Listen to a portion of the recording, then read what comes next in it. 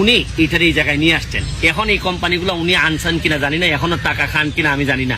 এই নোবেল বিজয়ী আমাদের এই বাংলাদেশে নোবেল বিজয়ী ভদ্রলোক যে কি করতেছেন, পদ্মা সেতুর বিরোধিতা তো করছেনই।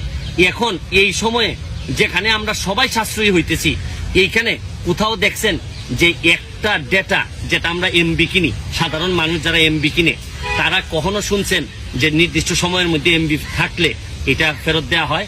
কখনো ফেরত দেওয়া হয় না।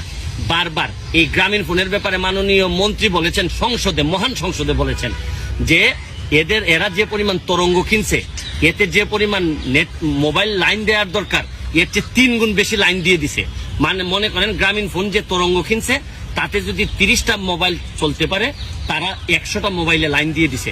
যার কারণে দেখেন আপনারা ইদানিং ব্যবস্থা নেওয়া হয়েছে যে গ্রামীণ ফোন আর নতুন সিম বিক্রি করতে পারে না। আমি জানি না আপনারা জানেন কিনা, আমি সুপ্রিম কোর্টে দেখছি